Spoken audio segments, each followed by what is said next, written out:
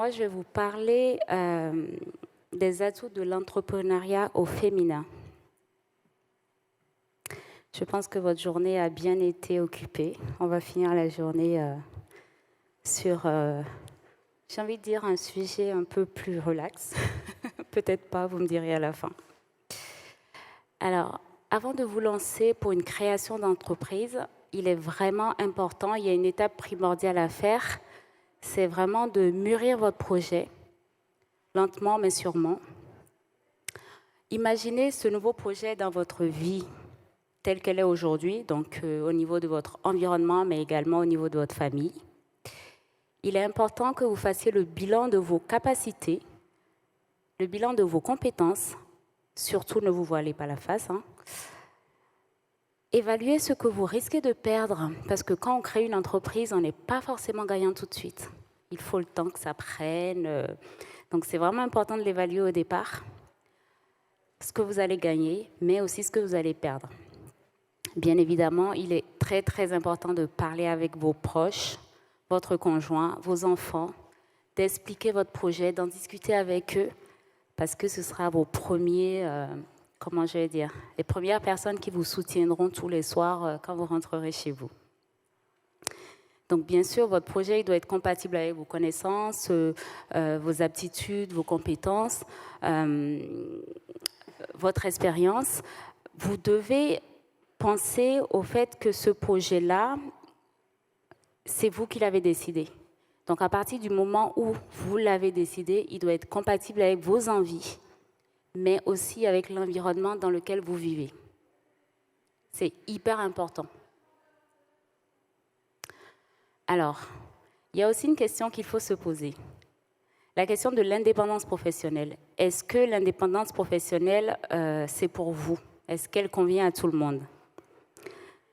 Êtes-vous prête à affronter les incertitudes d'une création d'entreprise? Est-ce que vous savez que vous allez être seul au départ? Seul si vous ne bougez pas? Seul face à votre projet si vous ne communiquez pas? C'est important de se poser cette question-là. Est-ce que vous avez conscience que créer une entreprise, c'est prendre un risque? Je ne suis pas très positive là, mais on va y arriver. Mais quand vous créez votre entreprise, vous prenez un risque dès le départ. Et il est important aussi de se poser la question de qui va vous accompagner. Parce que quand on est créateur d'entreprise, on a énormément de sollicitations. Donc au départ, vous avez des demandes, des personnes qui vous expliquent qu'ils ont déjà tout vu, tout fait et qui sauront vous accompagner. Est-ce que c'est les bons? Ça, c'est la question. Donc ne vous faites pas avoir, écoutez, observez et décidez en fonction de vos attentes et en fonction de vos êtres, de votre être. N'y allez pas contraint parce qu'on vous l'a conseillé, mais vous ne savez pas pourquoi. C'est vraiment important. Il est primordial aussi de vous poser la question de l'avenir que vous envisagez pour votre future activité. C'est-à-dire que vous avez un projet à un moment T. Comment est-ce que vous le voyez dans 2 ans, dans 3 ans, dans 5 ans, dans 10 ans, dans 20 ans, en fonction de l'âge à laquelle vous avez décidé d'entreprendre? Quelle connaissance avez-vous de l'environnement économique? Puisque qui dit créateur d'entreprise dit business, économie et tout ce qui va avec. Vous posez la question à savoir si vous avez les bases suffisantes en matière de comptabilité, en matière juridique, stratégique, commerciale. Si vous ne les avez pas, vous pouvez vous former pour les avoir ou vous faire accompagner. C'est vraiment, vraiment important de savoir quelles sont ses limites en fonction des compétences qu'on a. Il est aussi pas mal de se demander, est-ce qu'on est prêt à travailler sans compter? Et est-ce qu'on est prêt à quelque peu se mettre en danger et même mettre en danger son environnement familial? Parce que quelque part, quand on crée une société, on donne naissance à un nouveau-né, un bébé, j'ai envie de dire. Donc si vous avez déjà d'autres enfants, il faudra en ajouter un 3e ou un 2e, peu importe. Et si vous avez un conjoint, dites-vous qu'il faudra vraiment qu'il soit présent et qu'il comprenne que vous êtes en train de faire un autre enfant et qu'il faudra qu'il vienne avec vous pour le faire grandir ensemble. Je prends exprès l'exemple de la naissance parce qu'on est des femmes, que c'est un sujet théoriquement qu'on connaît bien et c'est un sujet qui nous parle. Et aussi, est-ce que vous avez un réseau suffisant pour vous faire connaître? Si au départ, au moment de la création, vous n'avez pas de réseau, Ce n'est pas grave. Un réseau, ça se constitue. On revient donc à la question qui est de dire, est-ce que vous êtes seul? Est-ce que vous avez... voilà, n'ayez pas peur de la solitude et si vous êtes seul, allez chercher les bonnes personnes pour vous accompagner. Créez un réseau ou en tout cas, réactivez votre réseau parce que quel que soit d'où on part, on a tous, ne serait-ce qu'un petit réseau, des gens qui connaissent des gens qui connaissent des gens. Des fois, c'est intéressant de les réactiver lorsqu'on crée une structure et qu'on n'a pas été très présent à ce niveau-là. Alors, on continue dans les qualités pour entreprendre au féminin. Là, vous allez rigoler. Il faut être déterminé, obstiné. Mais bien évidemment, il faut être déterminé, mais pas obstiné. Bien évidemment, on pourrait penser qu'en étant trop déterminé, on devient obstiné. La limite est très mince, mais c'est vraiment important de vouloir et de se donner les moyens sans pour autant être fermé. Ne vous obstinez pas. Écoutez, observez pour pouvoir grandir plus vite. Alors, il est important aussi, quand on est créatrice ou créateur d'entreprise, de ne pas avoir la peur de manquer d'argent. Vous êtes là pour créer de la valeur, vous êtes là pour créer de l'argent, j'ai envie de dire. Donc, n'ayez pas peur au départ de ne pas en avoir. Il faut être libre, indépendant, savoir planifier, c'est beaucoup de qualités, hein, savoir planifier, savoir anticiper, être capable de se former, de s'organiser avec discipline. Quand je dis être capable de se former, ça peut paraître... souvent on me dit, mais c'est évident. Mais ce n'est pas si évident que ça. Accepter de dire, je ne sais pas faire, j'ai envie d'apprendre, ce n'est pas si évident que ça. Donc c'est vraiment en avoir conscience et le faire si on estime cela nécessaire. Bien sûr, il faut avoir confiance en vous. Parce que les femmes, on a un peu tendance à ne pas très avoir confiance. Souvent, la majorité des femmes n'ont pas confiance en ce qu'elles font. Elles n'ont pas confiance en leur projet, même si finalement c'est leur projet. Donc, ayez confiance en vous quand vous lancez un projet. Bien évidemment, soyez sociable, curieuse, inventive, créative, passionnée. Ça va de soi, j'ai envie de dire. Il faut que vous soyez capable, mesdames, d'assumer vos échecs. Quelque peu, en fait, j'ai envie de dire, avoir cette capacité de résilience. Ok, c'était un échec, mais j'en prends acte pour mieux rebondir. C'est vraiment important de savoir, en fait, dire, ok, qu'est-ce que ça m'a apporté? J'ai échoué, mais ce n'est pas grave, je rebondis, je me relève et je rebondis. C'est vraiment une qualité qui va vous servir en tant que future patronne ou déjà patronne. Donc, bien sûr, rester optimiste, toujours optimiste. Ça, j'ai envie de dire, c'est une qualité féminine, je sais pas. Je trouve que les femmes dans mon environnement ou mes clientes chefs d'entreprise sont souvent très, très optimistes. Et ça, c'est un vrai atout. Alors, quand on est femme et qu'on entreprend, je suis désolée, mais on a beaucoup, beaucoup d'atouts, mais on a aussi des freins. Et je suis désolée, du fait de ces freins-là. Alors, l'expérience est un atout féminin, dans le sens où souvent les chefs d'entreprise qui entreprennent ont énormément d'expérience sur le projet qu'elles ont choisi. Donc, c'est quelque chose vraiment qui est un atout pour pouvoir faire grandir ce projet-là. Les femmes ont de bonnes aptitudes au développement commercial d'une entreprise. C'est également un atout à utiliser lorsque vous créez votre entreprise. Bien évidemment, on a cette capacité à savoir assumer nos décisions. Donc, on est des bonnes déciseuses, j'ai envie de dire, décisionnaires, pardon. Par contre, on a ce sentiment d'incapacité. On est toujours en train de dire, est-ce que je pourrais? À côté, vous aurez un monsieur qui vous dira, oh, mais j'assume. La femme, elle vous dira, non, mais je ne sais pas si. Pourtant, elle en est capable, mais le manque de confiance fait qu'il y a ce frein-là qui vient se rajouter. Est-ce que je pourrais? Est-ce que j'ai la capacité de? Donc, faites-vous confiance, allez-y. On a une certaine résistance au travail aussi, une certaine résistance au stress, parce que la création d'entreprise est sujet de stress. Mais bien évidemment, il y a le stress positif qui fait grandir aussi, même si des fois ça peut être destructeur. Il faut arriver à aller chercher le côté positif du stress. Bien évidemment, il y a le passé de la femme qui revient, enfin, c'est historique. On a cette peur, en fait, de se projeter en tant que dirigeant. Ça, voilà, on l'a hérité, c'est comme ça. Il faut travailler dessus pour passer ça. Et puis, évidemment, les stéréotypes du genre. Je suis femme d'entreprise, je ne sais pas si je peux aller dans ce métier-là. Pourtant, j'adore. Mais allez-y. Bien sûr, aujourd'hui, on doit... Allez, fonçons, arrêtons de subir ces stéréotypes quelque part qui existent depuis la nuit des temps et qui, malheureusement, viennent nous freiner quelque peu sur certains projets. Alors, l'équilibre pro et familial, ça c'est un sujet qui revient souvent, mais ce n'est pas un sujet anodin. Malheureusement, la plupart des chefs d'entreprise que je connais qui n'ont pas su communiquer dans leur famille, qui ont ramené les problèmes chez elles, ont rencontré plus de problèmes à la maison finalement qu'au bureau.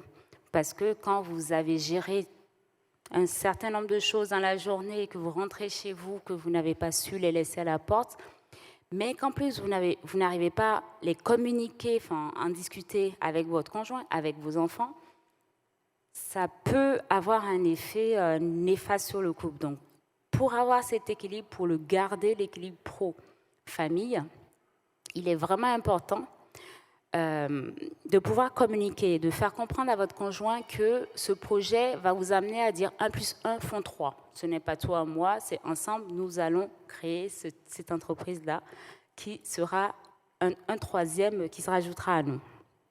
Donc, bien sûr, quelques conseils qu'on vous donne. Donc, pensez à former une équipe avec votre conjoint, avec vos enfants. Important pour les tâches ménagères de rappeler le partage des tâches à part égale, si possible, pour ne pas être la seule à gérer aussi bien le bureau que la maison. Il faut vraiment être attentive à votre conjoint également, être en écoute active, parce que souvent les échecs de la famille viennent du fait que certains conjoints estiment que depuis la création d'entreprise, la femme n'est plus assez attentive à eux. Donc bien évidemment, elle est très occupée, mais il faut effectivement garder cette écoute active pour arriver à maintenir cet équilibre qui n'est pas si compliqué, puisque c'est simplement arriver à communiquer pour le faire passer. Ce qui vous aidera donc à vous tirer mutuellement vers le haut pour une belle réalisation de ce projet. Donc c'est ce que je disais tout à l'heure, expliquez clairement votre projet de création, trouvez ensemble des solutions puisque l'autre, votre conjoint, pourra également vous apporter des solutions. Bien sûr, il faut que vous osez parler d'argent. C'est un sujet bizarrement que les femmes n'aiment pas aborder. Oser parler d'argent parce que qui dit entrepreneuriat dit forcément aller chercher de l'argent, donc osez en parler. Il ne faut pas avoir peur de partager vos ressentis pour pouvoir avancer, parce que le fait de partager ces ressentis, ça veut dire que vous allez chercher de l'aide, vous exprimez vos besoins, et en les exprimant, vous pourriez arriver à construire une solution pour résoudre la problématique face à laquelle vous êtes. Et bien évidemment, la planification, pensez à planifier sur papier les incontournables du quotidien. Une journée n'a que 24 heures, et dans les 24 heures, on doit dormir. Donc, arrivez à planifier pour vraiment trouver le temps de faire ce que vous faisiez déjà, en plus de ce que vous allez faire demain. Donc, pour améliorer vos chances de réussite dans la création d'entreprise, on revient toujours, et ça c'est vraiment une particularité qu'on énonce lorsqu'on est face effectivement à un projet qui est mené par une femme, on énonce le fait qu'il est important de faire un travail en fait sur soi, de prendre soin de soi pour pouvoir réaliser ce qu'on a envie de réaliser. Ça veut dire se détacher du passé, apprendre à dire non et à être sélective. Le oui tout le temps n'a jamais aidé personne. Ça s'apprend quand on n'y arrive pas naturellement. Apprenez à gérer les émotions négatives, les peurs, les stress. Essayez de prendre du recul, facile à dire, mais très important. Il est important de rester authentique. Soyez vous-même. Ce n'est pas parce que demain, aujourd'hui, vous êtes chef d'entreprise qu'il faut changer. Ça vous reviendra toujours en face si vous devenez une autre personne en étant chef d'entreprise. Donc, restez authentique. Ne cherchez pas la reconnaissance à tout prix. Ça, c'est quelque chose, je ne sais pas pourquoi, les femmes ont besoin de reconnaissance. C'est con, mais je ne sais pas d'où ça vient. Donc, vous êtes chef d'entreprise demain, ne cherchez pas la reconnaissance. Vous faites bien ce que vous le faites correctement, vos clients en seront satisfaits, ils payeront le prix, c'est suffisant. Quelque part, la reconnaissance, elle est là. Votre entreprise, elle grandit. Très bien, c'est la récompense du travail que vous avez fourni. Bien sûr, continuez à rester créative, soignez l'apparence, c'est évident, hein. Et important de dormir et de bien manger. Bien sûr, vous me direz qu'est-ce que l'alimentation vient faire là-dedans. Une alimentation équilibrée permet justement de rester en forme pour pouvoir affronter les difficultés de la vie. Donc, tout est lié en fait. Donc, au quotidien, on revient sur la to-do list. Pensez à faire une to-do list, bien évidemment, dans l'idée de trier les urgences et les choses moins urgentes à faire. Vivez le moment présent. Ne remettez pas à demain. Ne vous dites pas, oh là là, dans une situation catastrophique. Enfin, voilà. Essayez de vivre le moment présent au maximum. Bien sûr, fuyez tout ce qui vous pompe l'énergie. C'est primordial. Vous aurez besoin d'énergie. Donc, si dans votre entourage, si votre premier salarié, j'en sais rien, vous le sentez négatif, commencez à vous pomper l'énergie, mais partez en courant. N'attendez pas, ne remettez pas à demain parce que ça ne s'arrangera pas. Donc, fuyez. Pensez à faire des pauses, faire du sport, prendre du temps pour vous. OK, création d'entreprise, OK, il n'y a que 24 heures dans une journée. Mais même si c'est 1 heure que vous avez pour vous, c'est important de le prendre pour pouvoir revenir à l'essentiel. Vraiment. Du coup, économisez-vous, reposez-vous. Et bien sûr, n'hésitez pas à déléguer. Mais souvent, pour déléguer, il faut avoir la bonne personne. Et pour avoir la bonne personne, il faut avoir envie de la trouver. Donc, tout est lié également. Toujours dans la démarche pour améliorer ses chances de réussite. N'hésitez pas, donc on en a parlé tout à l'heure aussi, à aller vous former si besoin en fonction du projet que vous avez en face. Il est important de savoir mettre en valeur votre projet, le projet de votre entreprise, d'assurer un marketing avec enthousiasme pour que les gens qui viennent vous voir aient envie, rien qu'en vous écoutant suite à un pitch de 5 minutes, en disant « ouais, mais c'est ça que je veux ». Ben, ça transparaîtra ce que vous êtes et ça donnera envie d'aller vers vous, quel que soit. C'est hyper, j'ai envie de dire, satisfaisant, ne serait-ce qu'au bout de 5 minutes. Bien sûr, relativiser les remarques. Il y en a toujours, il y en aura toujours, ça, vous n'y pouvez rien. Donc, n'en faites pas cas, vous les écoutez, vous prenez ce qui a amélioré, mais voilà, apprenez à les relativiser. Les jalousies, bon, ben, voilà, c'est humain. N'en faites pas cas. N'ayez pas honte non plus d'être ambitieuse. Hein. Les hommes le sont, pourquoi pas nous? Donc, foncez. Arrêtez d'attendre qu'on vous dicte en disant bah, non, vous aussi vous avez de l'ambition et votre entreprise va grandir grâce à vous et avec votre travail. Donc, soyez ambitieuse. Bien évidemment, des clients difficiles, vous en aurez. Oh, finalement, je ne suis quand même pas très positive dans mon discours, mais voilà. Peut-être qu'en sortant d'ici, vous saurez tout ce qui pourra... Vous aurez les armes, en fait. Donc, les clients difficiles, vous en aurez, mais le fait de prendre du temps pour vous, le fait de savoir relativiser les choses, fera que finalement, vous saurez rester calme face à un client difficile et trouver naturellement des solutions. Au final, rien n'est si grave. Enfin, je veux dire, il y a des médecins qui opèrent. Est-ce que c'est notre cas? Non, enfin, Donc au final, on peut trouver des solutions sans s'énerver et ça devient une force, la capacité qu'on a de pouvoir se détacher. Et je reviens toujours sur le sujet, la solitude. Ne restez pas seul, faites-vous accompagner, demandez de l'aide si besoin, communiquez, discutez. C'est hyper important.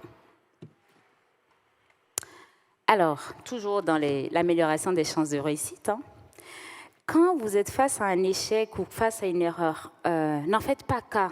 Je l'avais évoqué tout à l'heure. Il est vraiment important d'assumer l'erreur pour pouvoir grandir. C'est-à-dire que je l'ai fait une fois, ok, j'ai vu la conséquence. Bon, ça m'a mis à terre. Ça a duré 2, 3, 4 jours, mais le 5e jour, je me lève et je retourne, pas pour faire la même erreur, puisque maintenant je sais ce que ça donne comme conséquence, mais pour rebondir. Donc c'est vraiment important. N'ayez pas peur de faire des erreurs, mais une fois qu'elles sont là, essayez de l'assumer. Pas de politique d'autruche, c'est-à-dire ne faites pas l'autruche. Ça revient toujours dans la gueule, ça je peux vous le garantir. Bien évidemment, épargnez vos proches de vos erreurs, hein. Bon, ça, il n'y a pas de sujet. Et puis, vivez les difficultés avec humilité. Des difficultés, j'ai envie de dire... J'entends souvent dire la vie n'est pas si compliquée. C'est vrai, c'est pas si compliqué. Quand on a des difficultés, ça fait partie de la vie. Finalement, quand on a les armes pour les passer, on en ressort plus fort. Donc, voilà. J'ai envie de reprendre la petite phrase. Ce qui ne me tue pas me rend plus forte. Et vous voilà pour un nouveau départ. Donc, choisir la reconversion professionnelle, c'est donner un nouveau sens à votre vie. Créer son entreprise, c'est prendre sa vie en main, c'est agir plutôt que subir, c'est très important. Tout avec nos doutes, mais nos envies, nous sommes capables d'aller au bout d'un projet qu'on a choisi, d'un projet qu'on a pitché, qu'on a rêvé, qu'on ambitionne de voir grandir. Comment ? Donnez-vous des chances, donnez-vous les moyens pour y arriver et vous verrez, le résultat est juste magique au bout. Et en fait, les femmes, en France, les entreprises qui sont créées par des femmes ont quand même plus de chances de réussite qu'une entreprise qui est créée par un homme. Donc, vous voyez ce qu'il vous reste à faire ? Lancez-vous. Voilà. Si vous avez des questions, des interrogations, n'hésitez pas.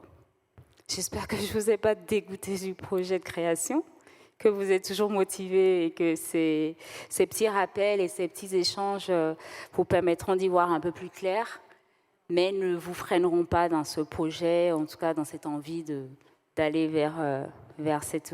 C'est une belle aventure, hein, la création, donc foncez, foncez, foncez. Merci pour votre écoute.